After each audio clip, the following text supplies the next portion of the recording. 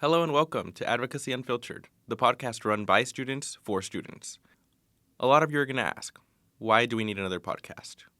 Another voice in the media, another show about politics. That's what I'm here to explain.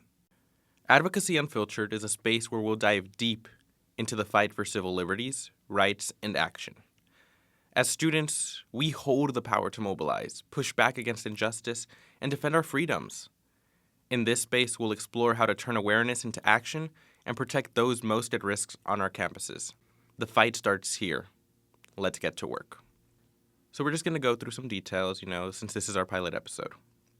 So we'll be posting episodes every Tuesday and Thursday, and we're going to meet with guests from the AS president to members of organizations fighting for social justice and social change. Because that's exactly what our campus needs. Voices being uplifted and being shown so that people can feel heard and understood. We need to ensure that our entire campus is understanding of why we're fighting, who we're fighting, and what we're fighting for. And that's exactly what Advocacy Unfiltered is created to do, to make that space, to allow those people to talk, and to let them have a platform where their orgs can be uplifted and where their ideas can be heard. A little bit about me before I start. As I said, my name is Ricardo. I am a first-gen student. I'm a transfer from UCR, and this is my 10th week on campus. I've really loved the people I've gotten to meet and just enjoyed my time here. I've had so much opportunity to learn and explore this campus both socially and physically, and it's just shown me how hard these students here fight and how much change is needed. I'm a political science major in race, ethnicity, and politics, and I am currently a member of ASUCSD. So now we're going to go ahead and start the actual podcast. I want to start every podcast with some of the biggest points in our news here in the state of California and in the country itself. So, in exciting news for the 2026 gubernatorial election, Katie Porter has launched her hat into the race. Katie Porter is a strong progressive who has fought endlessly with her whiteboard in Congress against corporate interests, against banks, and has made a career in law and in politics about standing up for the working class.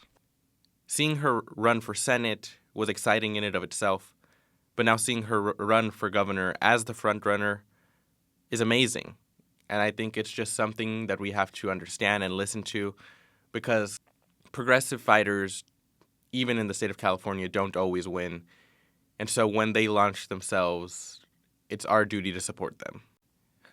Now for some upsetting news out of the state of New York. Mahmoud Khalil, a Palestinian advocate, an immigrant, a refugee, was arrested and ordered deported by the Trump administration this Saturday. Mahmoud was a student at Columbia who helped plan protests against the genocide in Gaza. And for those protests, he is now at risk of deportation. Mahmoud was just like us, a student, an advocate, a leader, and yet his words, his actions, are turning him into a scapegoat for the right. Mahmoud has a wife and is expecting a baby, and yet the Trump administration thinks it's right to attack him, to arrest him in front of his wife because of how much they despise the Palestinian people and the Palestinian movement. But that also shows how strong student advocacy can be. Mahmoud, just like us, was a student who stood up and spoke and yelled and screamed and gave power to his peers. And it scared the federal government so much that now they're trying to get rid of him, to expel him from this country. It's for students like Mahmoud that we have to keep fighting, that we have to keep yelling, that we have to keep begging for change. Because one of us alone cannot do it. Mahmoud tried, but all of us together have done it. Apartheid in South Africa was ended in part because of activism by the UCs. Mahmoud is currently awaiting trial, which is expected to happen Wednesday, March 12th. and a second immigration trial on March 21st in Louisiana. I'll keep you updated on his case because it's something very important, not only to me, but to the entire movement. To continue, the Trump administration has announced that 50% of the Department of Education's workforce has been fired. This will have lasting impact, from FAFSA to teachers being in classes and doing their job, to the existence of Pell Grants. These career workers are not politicians. They don't care about politics.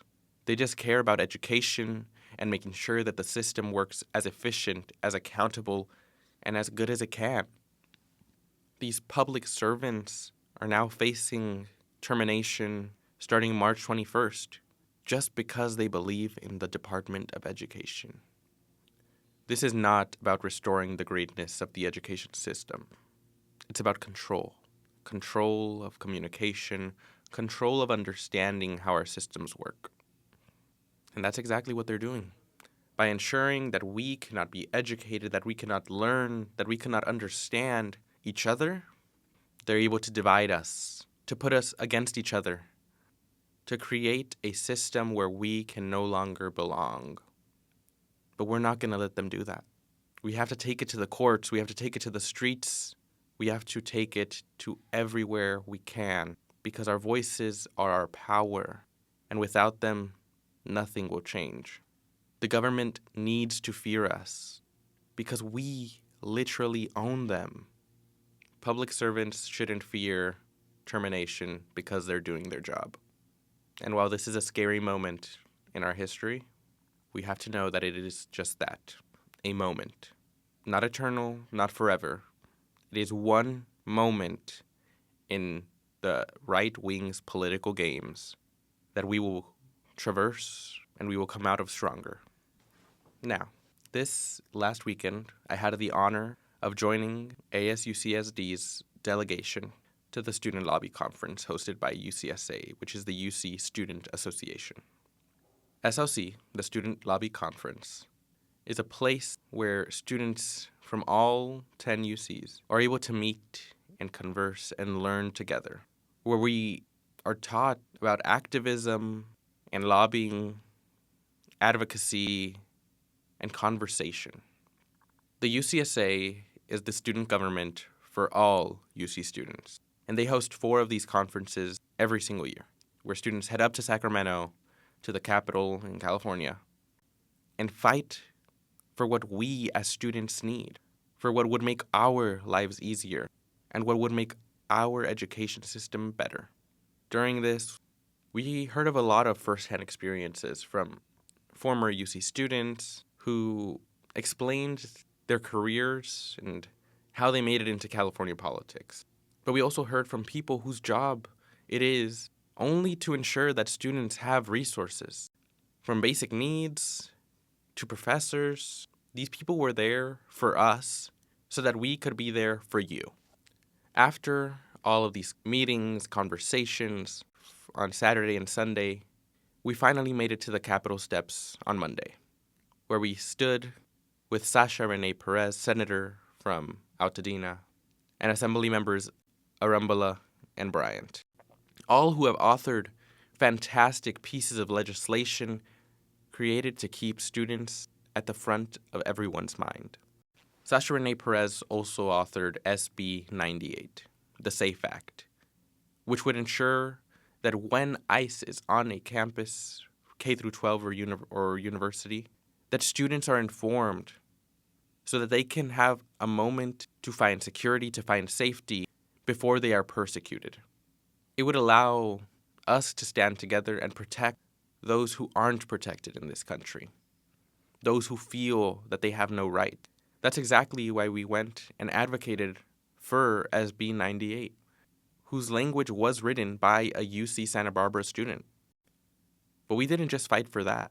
We fought against and advocated for more funding to the UCs, against an 8% budget cut, and for more resources campus-wide, from CalFresh to more access in the Trident Pantry, from transfer reform so that more people can make it into university and understand that their classes will be transferable, to ensuring that more housing is created for those students coming in. But it doesn't stop here, and it still isn't over. We have to keep that momentum going from where we are. Keep telling our legislators what we want to see. Because if we don't tell them, no one will. Advocacy isn't about one moment in one day. It's about continued action and reaction and language moving us forward in time and forward in progress. And this won't be the last time that students will be able to go to the Capitol this year. There is still the Latina Lobby Day, whose application, as of the posting of this recording, has closed, but whose movement is still recognized. Latina Lobby Day is an opportunity for Latina students to go to the Capitol and advocate for their direct issues, the things that impact our community, and to show that Latina students also care about the UC and its funding. We as a student population must come together in power, because fighting alone is something, but fighting together is everything. That is all I have for you today. Thank you for listening and fighting for us. Join us next time and have a great day. This was Advocacy Unfiltered. Unapologetic, unstoppable.